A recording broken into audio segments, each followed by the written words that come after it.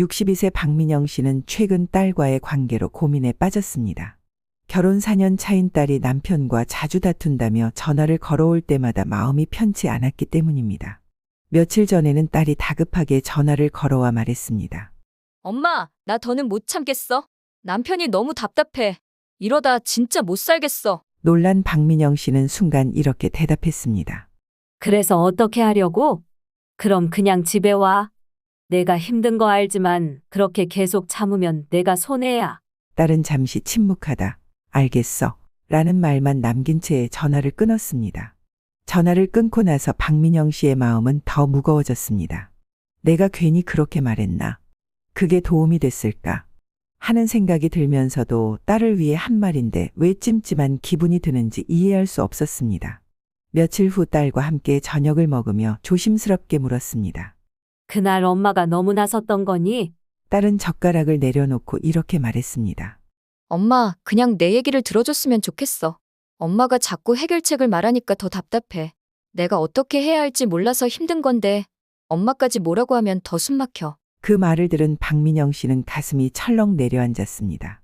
지금까지 딸을 도와주려 했던 모든 말과 행동이 오히려 딸에게는 부담이었다는 걸 그제야 깨달았습니다. 박민영 씨처럼 가족을 위해 한 말과 행동이 관계를 어렵게 만든 경험, 여러분도 있지 않으신가요? 사랑해서 했던 일인데 왜 이런 결과가 나오는 걸까요? 자녀와의 관계에서 정말 필요한 것이 무엇인지 우리가 놓치고 있던 중요한 한 가지가 있을지도 모릅니다. 그렇다면 자녀가 스스로 문제를 해결하며 관계까지 좋아질 수 있는 방법은 무엇일까요? 이야기를 시작하기 전에 구독, 좋아요를 눌러주시면 행운이 찾아옵니다. 자녀가 중요한 결정을 해야 할 때 엄마, 아빠 어떻게 해야 해? 라고 물어본 적이 있나요? 많은 부모들은 사랑하는 마음의 해결책을 바로 제시하거나 내가 해줄게 라는 말을 합니다. 하지만 자녀가 정말 바라는 것은 문제 해결이 아닙니다. 부모의 진심 어린 믿음이야말로 자녀에게 가장 큰 힘이 됩니다. 넌 할 수 있어. 나는 너를 믿는다. 라는 말이 아이에게는 무너지지 않는 버팀목이 됩니다. 심리학 연구에 따르면 부모의 긍정적인 말 한마디가 자녀의 도전 정신과 회복 탄력성에 큰 영향을 준다고 합니다. 반대로 그렇게 하면 안 돼. 내가 그럴 줄 알았다. 같은 말은 자녀의 마음을 위축시키고 도전 자체를 두렵게 만듭니다. 잘하려고 해도 부모의 불신을 느낀 자녀는 시도조차 포기하게 됩니다. 60세 김영숙 씨의 이야기도 그렇습니다. 고등학생 딸 수진 씨가 대학 입시에 실패했을 때 김영숙 씨는 처음에 딸을 다그쳤습니다. 다른 애들은 붙었는데 너는 왜 이 모양이니? 좀 더 열심히 하지 그랬어. 김영숙 씨는 걱정과 실망이 뒤섞인 마음에 무심코 그런 말을 꺼냈지만 그 말을 들은 딸은 울며 방문을 걸어 잠그고 며칠 동안 방에서 나오지 않았습니다. 김영숙 씨는 문 앞에서 몇 번이나 딸을 부르며 후회했습니다. 내가 너무 심했나? 위로해줘야 했는데 왜 그런 말을 했을까? 며칠 후 마음을 다잡은 김영숙 씨는 딸의 방문을 조심스레 열고 다가가 이렇게 말했습니다. 수진아, 엄마가 지난번에 너무 심하게 말했지? 미안해. 내가 얼마나 노력했는지 엄마도 알아. 중요한 건 이번에 떨어졌어도 끝이 아니야. 엄마는 내가 잘 해낼 거라고 믿어. 딸은 잠시 말을 잃더니 눈가가 붉어졌습니다. 그리고 조용히 교재를 꺼내 다시 공부를 시작했습니다. 수진 씨는 원하던 대학에 합격했고 나중에 엄마에게 이렇게 말했습니다. 엄마, 그때 엄마가 믿어준다고 해줬을 때 정말 다시 힘이 났어.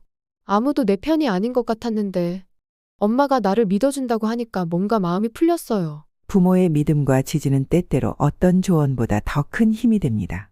자녀가 실패나 좌절을 경험할 때 부모가 먼저 해결책을 제시하거나 다그치면 자녀는 마음의 문을 닫아버립니다. 하지만 엄마와 아빠는 너를 믿는다. 는 한마디는 자녀에게 스스로를 다시 일으킬 용기를 줍니다.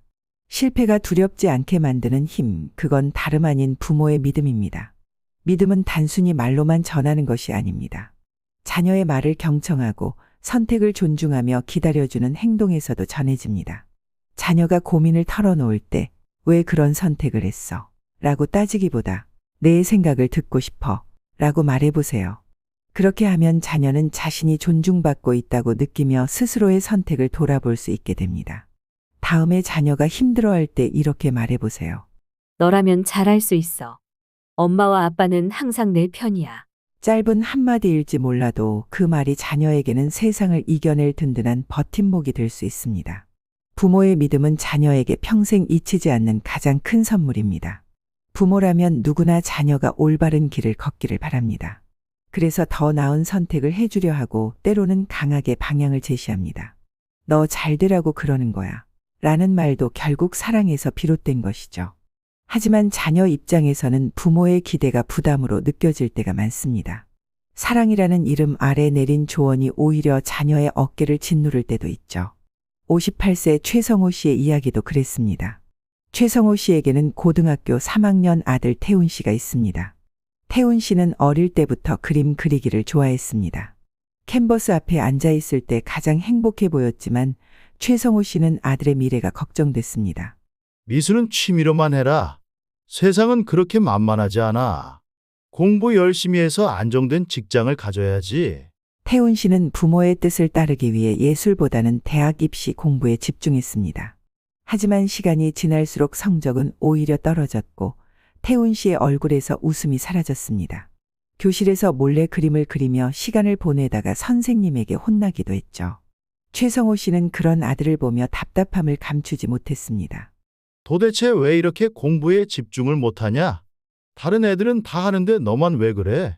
그러던 어느 날 태훈 씨가 마지못해 펼친 책을 덮으며 낮은 목소리로 말했습니다. 아빠, 나 진짜 너무 힘들어. 난 그림 그리고 싶어요. 근데 아빠가 안 된다고 하니까 그냥 내가 잘못된 건가 싶어. 순간 최성호 씨는 멍해졌습니다. 아들이 얼마나 고민하고 있었는지, 자신이 얼마나 몰아붙였는지를 그제야 깨달았습니다. 그날 밤 한참 동안 잠을 이루지 못했습니다. 내가 너무 내 생각만 강요했나? 저 아이가 진짜 원하는 게 뭔지 제대로 들어준 적이 있었나? 하는 생각이 계속 맴돌았습니다. 며칠 후 최성호 씨는 아들과 함께 저녁을 먹으며 말했습니다. 태훈아, 아빠가 그동안 너한테 너무 무조건 공부하라고만 했던 것 같다. 미안하다. 너한테 중요한 게 뭔지, 그게 내 삶에서 어떤 의미인지 이제야 조금 알 것 같아. 내가 행복한 길을 선택했으면 좋겠다. 태훈 씨는 잠시 놀란 표정을 지었지만 이내 눈시울을 붉히며 고개를 끄덕였습니다. 정말 내가 원하는 걸 해도 돼요? 아빠가 그렇게 말해주니까 뭔가 마음이 편해졌어. 그 후 태훈 씨는 미술 학원에 다니며 그림에 집중했고 얼마 지나지 않아 원하는 대학의 디자인 학과에 합격했습니다. 성적이나 합격 여부보다 더 중요한 것은 태훈 씨가 다시 삶에 대한 의욕을 되찾았다는 점입니다. 나중에 그는 아버지에게 이렇게 말했습니다. 아빠가 내 선택을 존중해줬을 때 처음으로 내 삶을 내가 주도하는 느낌이었어. 덕분에 자신감이 생겼어요. 많은 자녀들이 이렇게 말합니다. 부모님이 나를 믿어주면 좋겠어요. 내가 선택한 길을 지지해줬으면 해요. 부모의 사랑은 자녀에게 꼭 필요합니다. 하지만 그 사랑이 자녀의 삶을 대신 결정하는 형태로 나타나면 독이 될 수 있습니다. 아이들은 자신의 길을 스스로 걸어야 합니다. 실수하더라도 그 안에서 배우고 성장합니다. 부모가 대신 걸어줄 수는 없습니다. 자녀가 넘어졌을 때 잡아주는 손이 되어주되 대신 길을 만들어주려 하지는 마세요. 부모의 기대가 자녀에게 긍정적인 동기부여가 될 수도 있지만 지나치면 자녀는 반발하거나 자신을 잃어버립니다. 기대를 내려놓고 자녀의 선택을 존중하세요. 자녀가 잘못된 선택을 했다고 생각될 때도 조심스럽게 의견을 전하면서 최종 결정은 자녀에게 맡기는 것이 중요합니다. 나는 이렇게 생각하지만 내 생각도 중요해. 너의 의견을 듣고 싶어. 이런 말은 자녀에게 내가 존중받고 있구나라는 느낌을 줍니다. 그렇게 느낄 때 자녀는 부모와 더 가까워집니다. 자녀의 선택이 항상 옳을 수는 없습니다. 그러나 그 선택의 과정에서 배우는 경험이 자녀를 진정한 어른으로 성장시킵니다. 실패하면 함께 이야기하며 다시 방법을 찾아가면 됩니다. 부모의 역할은 자녀가 무너지지 않도록 뒤에서 든든하게 받쳐주는 안전망이 되어주는 것이지 앞서서 길을 대신 걸어주는 것이 아닙니다. 오늘 자녀에게 이렇게 물어보세요. 너는 어떻게 생각해? 내 의견을 듣고 싶어. 그 한마디가 자녀에게 평생 잊지 못할 큰 용기가 될 수 있습니다. 부모가 기대를 내려놓을 때 자녀는 비로소 자신의 인생을 주인공으로 살아갈 힘을 얻게 됩니다. 부모라면 누구나 자녀가 힘든 길을 걷지 않기를 바랍니다. 그래서 자녀가 어려움을 마주하면 본능적으로 도와주려 합니다. 이건 이렇게 하는 거야. 라며 해결책을 바로 주거나 때로는 자녀보다 먼저 나서서 문제를 해결해 버리곤 하죠. 자녀가 잘 되길 바라는 마음에서 나오는 행동이지만 정말 그게 자녀에게 도움이 될까요? 부모의 도움은 자녀가 당장 편해지게 할 수는 있어도 스스로 문제를 해결하는 기회를 빼앗을 수 있습니다. 부모의 물러섬은 자녀의 성장을 위해 꼭 필요합니다. 하지만 이 물러섬은 방치가 아닙니다. 사랑하기 때문에 자녀가 홀로 설 수 있도록 돕는 따뜻한 거리 두기입니다. 부모가 모든 걸 대신해주면 자녀는 선택하는 법, 결정하는 법을 배우지 못합니다. 당장은 편할 수 있지만 결국 독립하지 못한 채 늘 부모의 지시를 기다리게 됩니다. 이런 경험은 55세 이선영 씨에게도 있었습니다. 중학생 아들 지훈 씨가 학교에서 친구들과 심하게 다퉜다는 소식을 듣게 된 겁니다. 집에 돌아온 지훈 씨는 가방을 내던지며 씩씩거렸습니다. 엄마, 진짜 짜증나. 내가 잘못한 것도 아닌데 친구들이 나만 몰아세웠어. 당황한 이선영 씨는 급한 마음에 이렇게 말했습니다. 뭐? 그럼 엄마가 내일 학교에 가서 선생님께 항의할게. 너는 잘못한 게 없잖아. 친구들이 너무했네. 순간 지훈 씨는 더 환한 얼굴로 말했습니다. 엄마, 그게 아니야. 그냥 나 혼자 생각할 시간 좀 줘. 이선영 씨는 아들이 답답하고 억울할 거라 생각해 대신 해결하려 했던 것뿐인데 아들은 오히려 더 멀어지는 듯했습니다. 내가 뭘 잘못했나? 라는 생각에 밤새 고민이 이어졌습니다.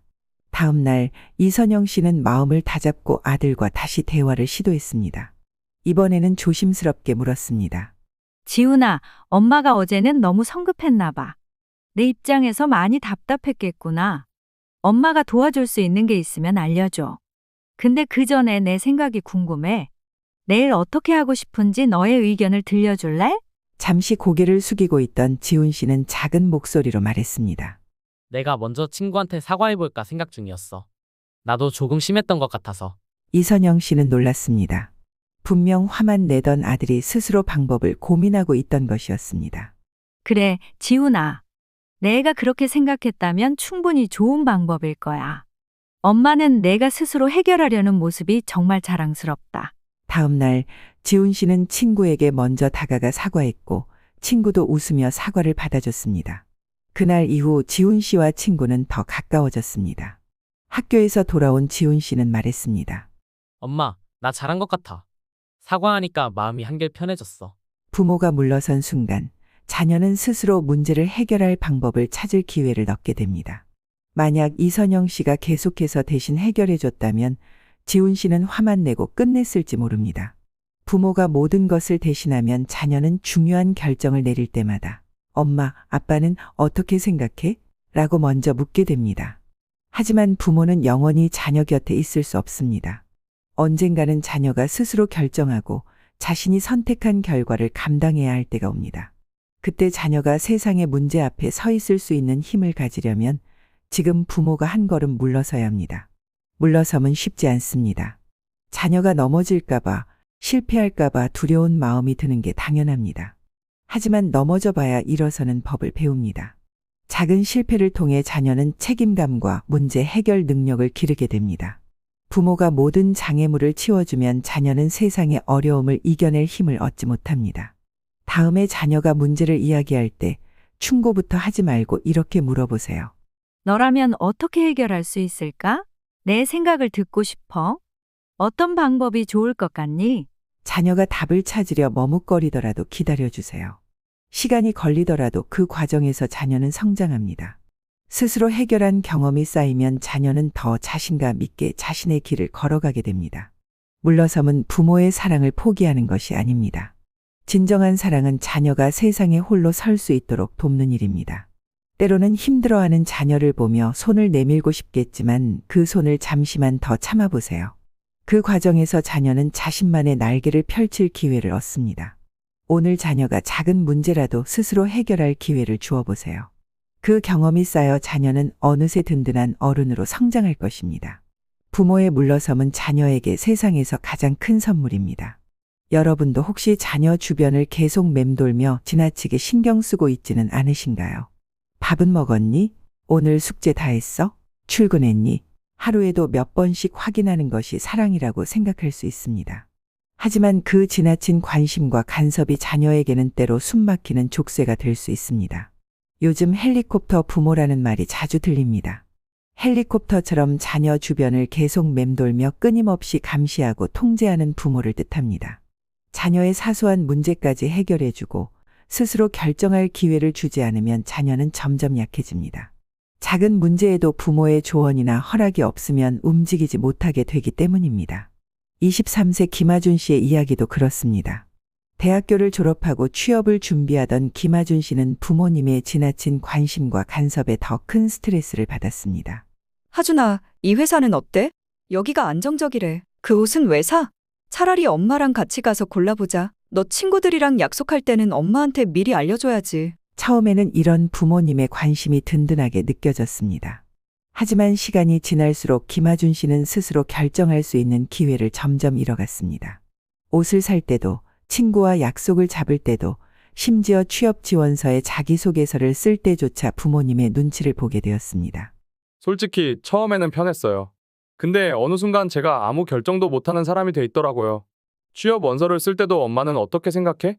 라는 말부터 나오는 제 자신이 답답했어요. 어느 날 친구와의 약속을 부모님이 반대하자 하준 씨는 참다 못해 말했습니다. 엄마, 제발 좀, 나 좀 내버려둬. 나도 내 인생 좀 내가 결정하고 싶어. 이 말을 들은 54세 김미정 씨는 그제야 깨달았습니다. 내가 도와주려던 게 오히려 아이를 올가매고 있었구나.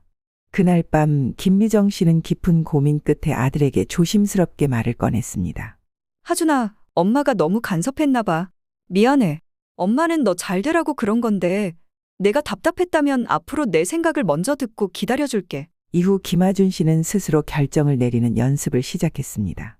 작은 일부터 친구와의 약속, 취업 지원서 작성, 그리고 면접 준비까지 자신이 원하는 방향을 찾아갔습니다. 몇 달 후 원하는 회사에 합격한 그는 웃으며 말했습니다. 엄마가 내 의견을 존중해주니까 더 책임감이 생겼어요. 이제 내 인생을 내가 살아가는 것 같아요. 부모님들, 아이에게 스스로 선택하고 책임지는 기회를 주고 싶으시다면 과도한 개입을 줄이는 것부터 시작해야 합니다. 자녀가 고민을 이야기할 때 바로 해결책을 제시하지 말고 이렇게 물어보세요. 넌 어떻게 생각하니? 그 한마디가 자녀에게 스스로 문제 해결 능력을 키울 기회가 됩니다. 헬리콥터 부모가 되지 않으려면 몇 가지 실천 방법을 기억하세요. 첫째, 문제를 대신 해결해 주지 마세요. 자녀가 요청하기 전까지는 스스로 해결할 기회를 주는 것이 중요합니다. 자녀에게 바로 답을 주기보다는 너는 어떻게 하고 싶어? 라고 물어주세요. 둘째, 부모의 기준을 강요하지 마세요. 자녀의 삶은 자녀의 것입니다. 나는 이렇게 생각하지만 내가 결정해 라고 말하면 자녀는 자신이 존중받고 있다고 느낍니다. 셋째, 관심과 간섭의 경계를 구분하세요. 밥 먹었니? 라는 말을 하루에 3번 이상 반복하기보다는 시간 될 때 연락 줘. 내 소식 듣고 싶어. 라고 전하면 자녀도 부담을 덜 느낍니다. 넷째, 자녀가 실패할 기회를 허락하세요. 실패 속에서 자녀는 회복 탄력성을 기릅니다. 부모가 다 막아주면 자녀는 세상과 마주할 힘을 얻지 못합니다. 넘어져 봐야 일어서는 법을 배우고 실패해야 다시 일어설 힘을 기릅니다. 부모님이 자녀를 돕고 싶은 마음은 충분히 이해됩니다. 하지만 때론 자녀에게 실패를 경험하게 하는 것이 진짜 도움이 될 때가 있습니다. 넘어질 때 곁에서 지켜보고 필요할 때 손을 내밀어 주는 것이 부모의 역할입니다. 부모가 한 발 물러서면 자녀는 2발 앞으로 나아갑니다. 너무 깊게 끼어들지 마세요. 자녀가 스스로 생각하고 결정할 수 있게 지켜봐 주세요. 그렇게 하면 자녀는 자신만의 길을 찾고 스스로 날아오를 준비를 하게 됩니다. 오늘 자녀가 문제를 이야기할 때 그건 이렇게 해야 해 라고 말하고 싶더라도 잠시 멈춰보세요. 그리고 이렇게 물어보세요.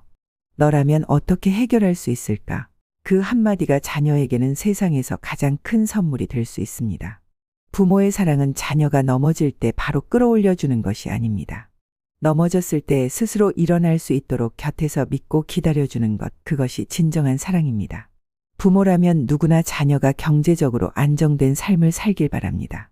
그래서 많은 부모가 학비, 결혼자금, 집 구입 비용 등 크고 작은 지원을 아끼지 않으려 합니다.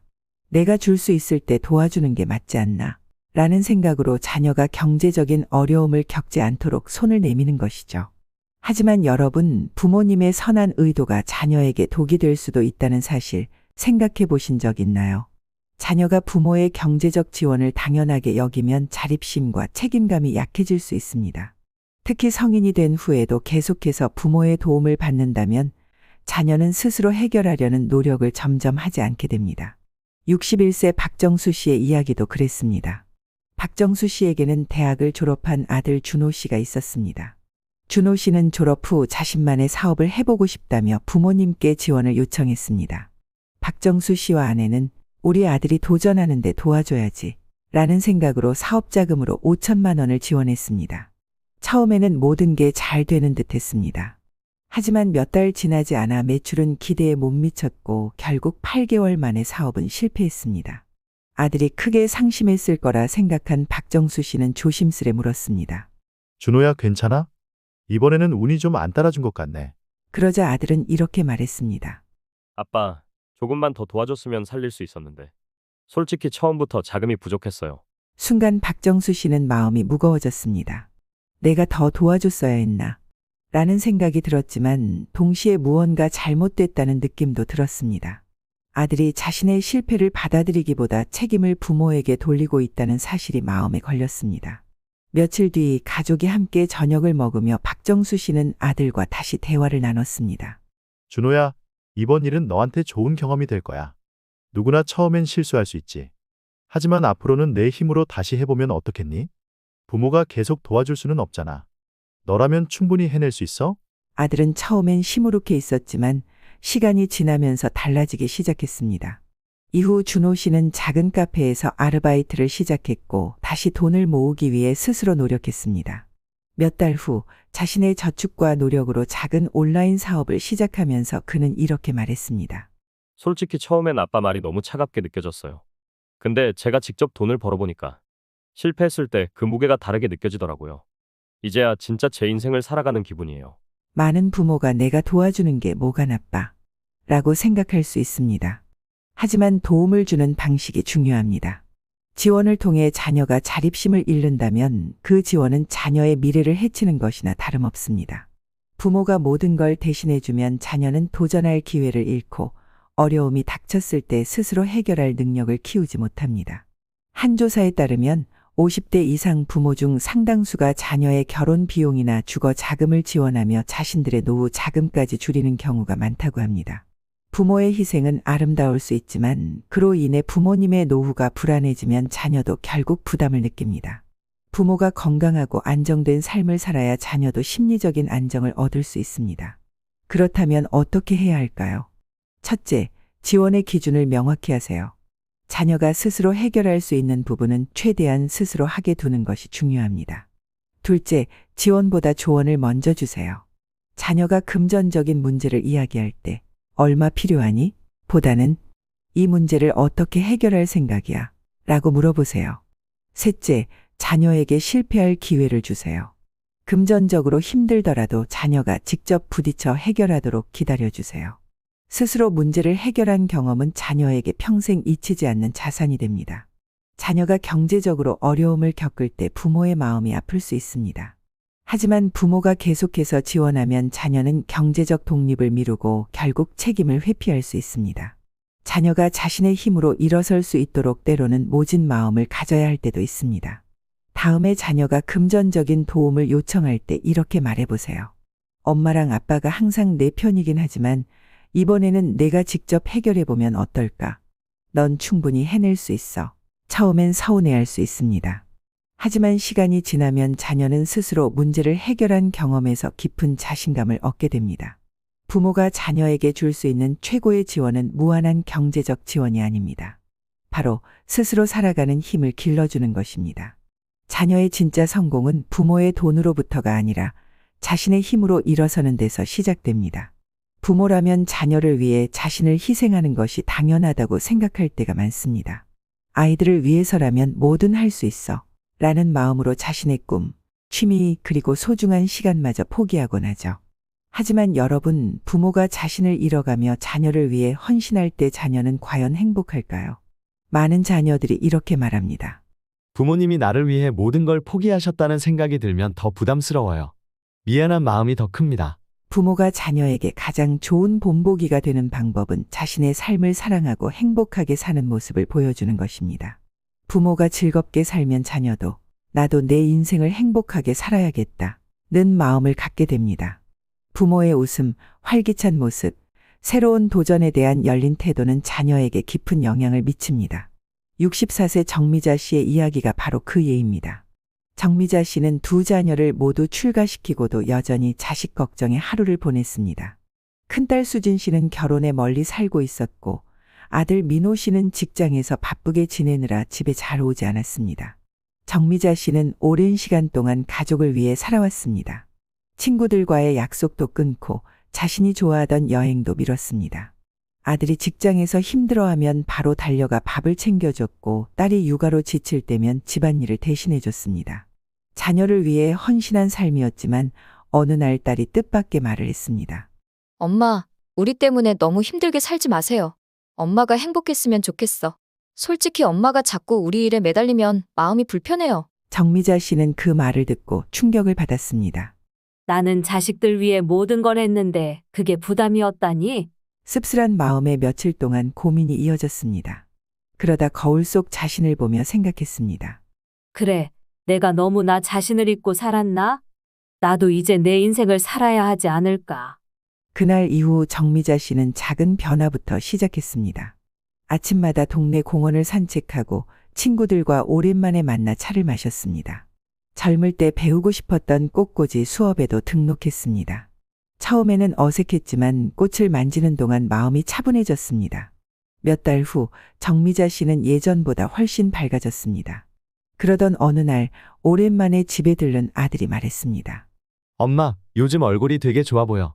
웃는 모습 보니까 저도 괜히 기분이 좋아요. 딸도 전화를 걸어 이렇게 말했습니다. 엄마가 행복해하니까 나도 마음이 편해. 이제야 엄마가 진짜 웃는 것 같아서 나도 좋아요. 그제야 정미자 씨는 깨달았습니다. 부모가 행복해야 자녀도 편안해진다는 사실을 말이죠. 부모의 희생이 항상 자녀에게 긍정적인 영향을 주는 것은 아닙니다. 부모의 행복이 자녀의 행복으로 이어진다는 사실을 기억하세요. 부모가 취미 생활을 즐기고 친구들과 만나 웃으며 시간을 보내면 자녀는 안정감과 용기를 얻습니다. 부모가 자신의 꿈을 향해 나아가는 모습을 본 자녀는 도전을 두려워하지 않는 어른으로 성장합니다. 부모가 스스로 행복해야 자녀도 심리적 안정감을 느낍니다. 집안의 분위기와 가족 간의 대화도 달라집니다. 부모가 삶을 긍정적으로 바라보면 자녀는 어려운 상황에서도 희망을 잃지 않는 법을 배웁니다. 그렇다면 어떻게 하면 부모로서도 자신의 삶을 즐길 수 있을까요? 첫째, 작은 취미부터 시작하세요. 산책, 요리, 운동 등 꾸준히 할 수 있는 것을 찾아보세요. 둘째, 오랫동안 미뤄왔던 꿈에 다시 도전해보세요. 글쓰기, 그림 그리기, 여행 계획 등 자신을 위한 시간을 만들어 보세요. 셋째, 사회와의 연결을 잃지 마세요. 친구들과의 만남, 지역 모임, 봉사 활동 등 소소한 일상에서 새로운 즐거움을 찾을 수 있습니다. 부모의 행복은 자녀에게 가장 강력한 가르침입니다. 당신이 웃을 때 자녀도 미소 짓습니다. 오늘 하루 자신을 위해 무엇을 해보시겠어요? 따뜻한 차 한 잔, 짧은 산책, 좋아하는 음악 듣기. 작은 것부터 시작해보세요. 부모님이 행복할 때 자녀는 세상에서 가장 든든한 지원군을 얻은 것처럼 느낍니다. 부모의 삶이 행복으로 빛날 때 그 빛은 자녀에게도 전해집니다. 여러분의 행복한 모습이 자녀에게 세상 어떤 말보다 더 큰 가르침이 됩니다. 오늘 이야기 속에는 부모로서의 마음과 자녀를 향한 사랑이 깊이 담겨 있습니다. 하지만 때때로 사랑이라는 이름으로 건넨 말과 행동이 자녀에게는 무거운 짐이 될 수 있습니다. 부모가 한 걸음 물러서고 자녀의 선택을 존중하며 자신을 위한 삶을 살아갈 때 자녀는 그 모습에서 진정한 지혜와 용기를 배웁니다. 부모가 자녀에게 줄 수 있는 최고의 선물은 끝없는 지원이나 조언이 아닙니다. 그보다 더 큰 선물은 믿음과 기다림, 그리고 부모 스스로가 행복하게 살아가는 모습입니다. 당신이 웃을 때 자녀는 마음이 놓입니다. 당신이 삶을 사랑할 때 자녀는 자신을 더욱 사랑할 수 있습니다. 만약 오늘 이야기가 마음에 닿았다면 주변에 도움이 될 만한 지인분께 이 영상을 함께 나눠주세요. 작은 나눔이 또 다른 사람에게는 인생을 바꾸는 지혜가 될 수 있습니다. 우리가 살아가며 잊지 말아야 할 한 가지가 있습니다. 부모가 행복해야 자녀도 행복할 수 있다는 사실. 당신의 오늘 하루가 따뜻하고 스스로를 사랑하는 날이 되길 바랍니다. 여러분이 걸어가는 길 위에 언제나 지혜와 평안이 함께하기를 기원합니다.